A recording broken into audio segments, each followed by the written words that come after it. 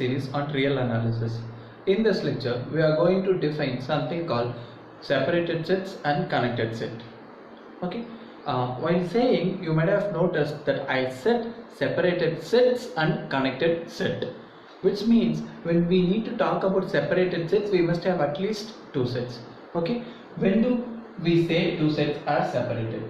Okay. Here, two sets A and B, which means A, this B are taken from some metric space X with some metric D. Okay, that has to come to our mind very well. Okay, these two sets are said to be separated if both A intersection B closure and B intersection A closure. Hope you remember what do we mean by the closure. That is the union of set with the set with its limit points. Right? So the intersection, both this intersection has to be empty. This means no point of A lies in the closure of B.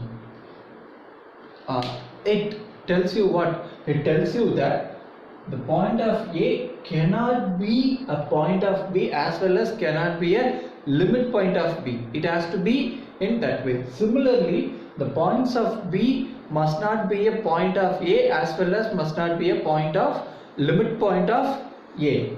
Right? This is what they are saying. Okay. Then okay, can we look at some examples of separated sets?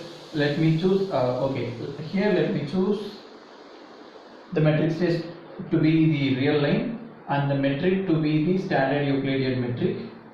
Okay, I am considering these things. Okay, this is my A and this is my B. Okay, what is A closure?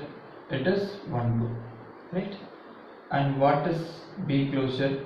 It is 2, 3. Now I'll have to check A intersection B closure. So look at these two things. Do we have any point in common? No. Empty. Right? Similarly, A closure intersection B. Sorry, A closure intersection B. A closure is 1, 2 and this is 2, 3. This is also empty. Therefore, these two sets are separated. Okay, can we give some example of non-separated set? Let me include this way. Right? In this case also, my A closure and B closure is going to be the same. Right? What is A intersection B closure? This is 1, 2 and this is 2, 3. This set is empty. Right? Now, A closure intersection B. Do we have anything in common? Yes. We have the point 2 in common. This is not empty. So these two are not separated sets. Right? Now let us come to the definition of a connected set. A set in a metric space is said to be connected if E is not a union of two non-empty separated sets. Okay. Whenever we are talking about separated sets, we must have one thing in our mind, that those sets has to be non-empty sets. We cannot take empty set, right? So this non-empty separated sets, now hope you people have understood, right? You are taking some separated sets, and if you make the union of those sets, that set cannot be connected. So which means like in the previous case we had 1, 2 and 2, 3, right? If I make the union of these two sets and call it E, this cannot be connected. That is what they are saying in this. Okay, E is not a union of two non-empty separated sets. Here, let me collect the second case. Okay, let me call this to be E. Right? I am making a union of these sets, but these two are not separated. So this union is connected. Right?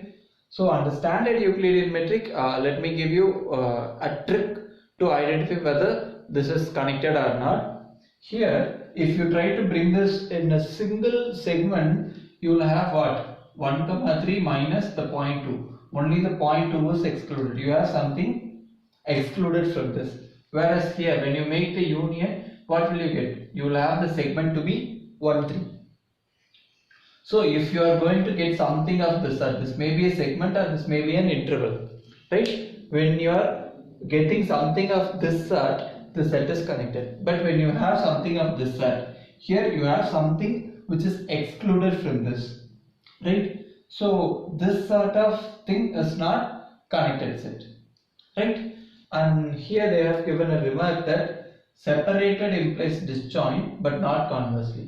For that also you may take the same example. Here you see these two sets are disjoint sets. Similarly, these two sets are disjoint sets, right? Because they both the sets do not have any point in common. They are disjoint sets. Whereas this is a separated set, but this is not separated sets, right? So whenever you have a separated set, that implies these two sets are disjoint. Whereas here you have these two sets are disjoint sets, but they are not separated sets. That is what they have given here, right? So next we are going to see a theorem on connected sets, okay, on real line itself. Now let us see the theorem. The theorem tells you a subset E of a real line is connected if and only if it has the following property. Okay, if and only if, which means we are going to assume the set E is connected and we are going to prove this property holds, and then we will assume this property holds, and then we are going to prove the set E of a real line is connected. Okay, what they are meaning by this property?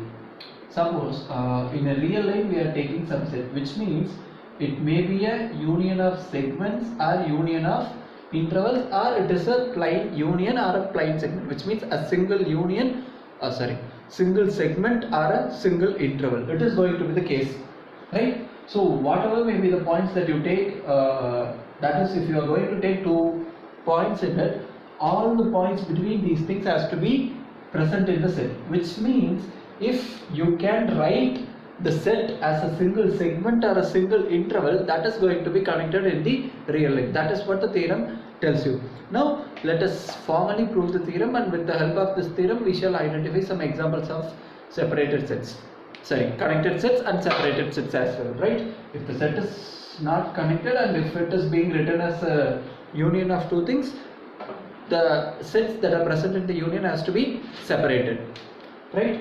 Okay, first let us assume that E is connected. Okay, then we will have to prove this property. By proving this property, let us go with the contrapositive opus. That is, this property does not hold, which means I am taking for some x in E and y in E and x less than z less than y. Okay, this is happening, and let z is not a member of E, right?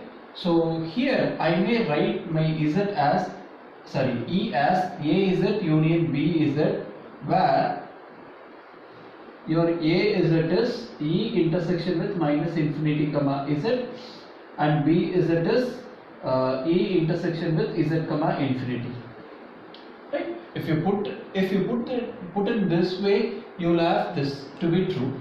Okay, and here we have what from this.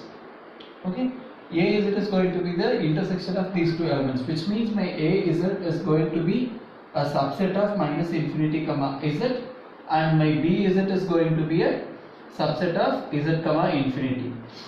Now we can observe something, that is minus infinity comma Z and Z comma infinity are separated sets. So you have a subset of these two separated sets. This tells you your AZ and BZ are separated sets. Okay, here you have these two to be separated sets, but you do not have a guarantee that these two sets are non-empty. For which, from this construction, that is, you are taking for x in E and y in E, you have x smaller than z, which is smaller than y. You have this thing to be true, and this tells you what? Okay, from here what you have is your x is a member of AZ and y is a member of BZ, right? So this is happening. So this confirms that your set A is it is non-empty and B is it is non-empty, and finally you have those two to be separated sets, and here you are writing your E to be a union of two non-empty separated sets. This implies what? E is not connected, but that is your hypothesis. E is connected, right? So this leads to a which is a contradiction, right? So this confirms you that your Z must be a member of E, right? Now by assuming this property, we are going to prove the set E is connected. Let us prove the other way. Conversely, we are assuming for x and y in E, we have x and y in E, and this property is satisfied. So this implies Z is a member of E. Now we need to prove the set A is connected, for which I am using the contrapositive approach, that is E is not connected. Then E can be written as A union B, where A and B are what? Separated sets.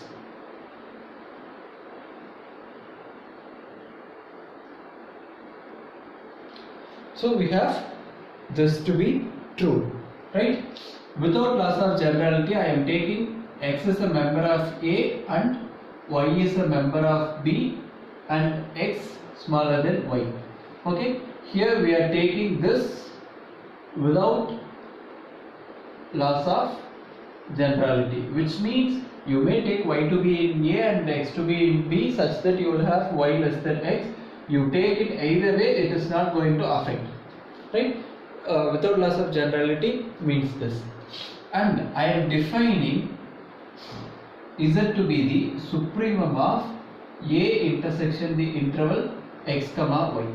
Since these are A and B are subsets of the real line R, and we have x less than y, which means it is going to be you have something x here, you have something y here.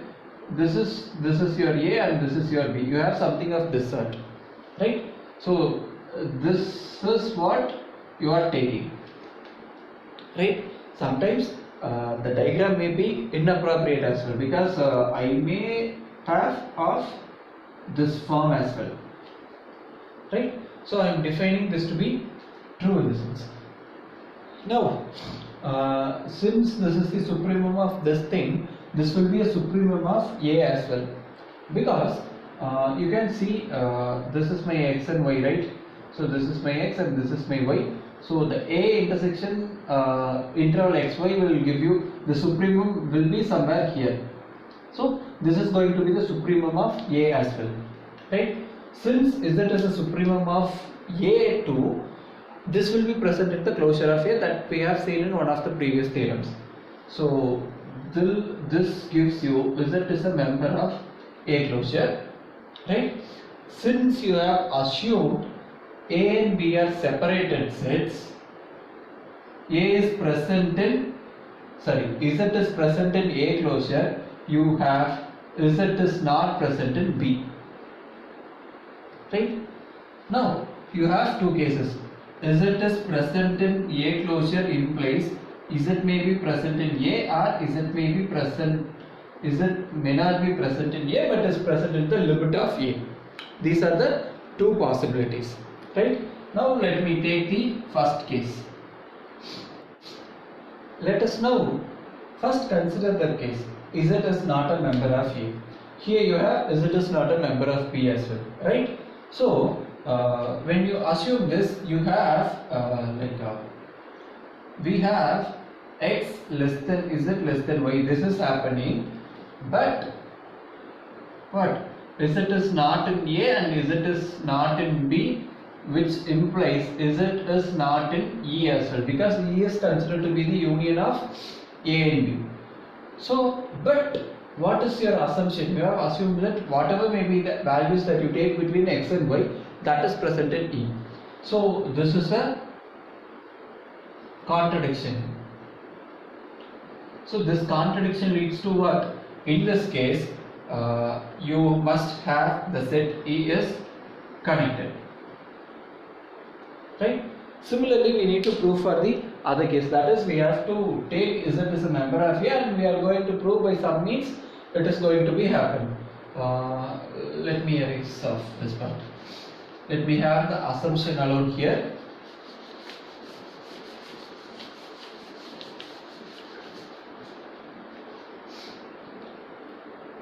Okay. Now the case that I am going to consider is Z is a member. Z is a member of A. Right? When I consider Z is a member of A, this very well tells me that Z is not a member of B closure as well. Initially, we have said that it is not, since it is a member of A closure, it will not be a member of B. Here, we are assuming, or we are considering the case Z is a member of A. This very well tells us that Z is not a member of B closure.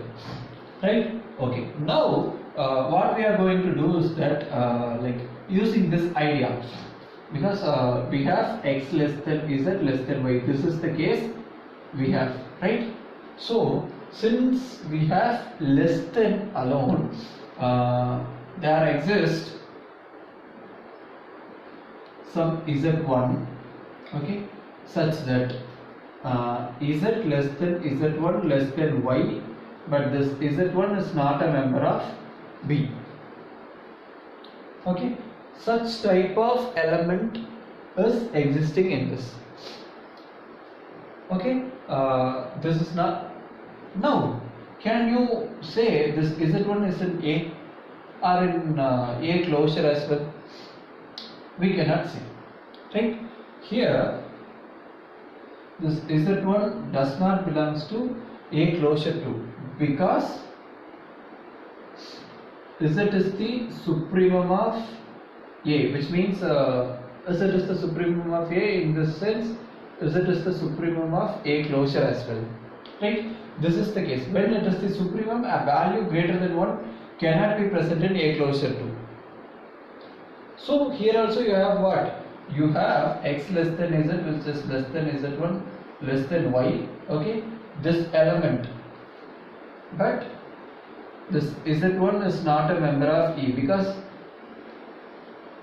the existence of z1 tells you that z1 is not a member of B, and the idea that we have carried out till now tells you that your z1 is not a member of A closure 2. Therefore, what? This z1 cannot be a member of E. Here, the assumption tells you that whatever may be the point that you choose between x and y, that has to present an E. That is your assumption. But here you are getting a contradiction. Therefore, what? E must be a connected set. Okay? In both the cases, we have E to be connected. This completes the proof of this theorem. This theorem tells you the idea that if you are considering any subset of a real line and the subset is a single open interval or a closed interval, that is connected. All other sets will not be connected. Right? For example, okay, let me write few examples here. I think I am writing some dark colors that will be visible to everybody. Let me take this kind of set. 2, 3 minus 2.5 and 1, 5 union 5, 9. Okay, here you may notice that I have given three different examples. Here it is a single set and no element is removed from it, so it is connected, right? If you see the second thing, here I have written with a closed interval 2, 3 minus 2.5, which means it is closed at 2, open at 2.5, union, open at 2.5, closed at 3. So it is going to be a union of what? Union of two separated sets, so it is not a connected set. Here, if you see, this is open interval 1, 5, union closed at 5, open at 9. So when you make the union, you will get what? 1, 9. So this is going to be a connected set, right? If you can make, even if it is given in the form of union, and if you can make it into a single segment or an interval, that is connected in real line. Okay, all other sets, like even if you are given with some interval, remove, and from that interval if we are going to remove some points, that cannot be a connected set, right? This set is a example of separated sets, right? In the upcoming lecture we are going to see some more examples of connected and separated sets in R2. If you have any queries in this lecture, you may post it in the comment section. That will be clarified within 24 hours of time. Thank you for watching.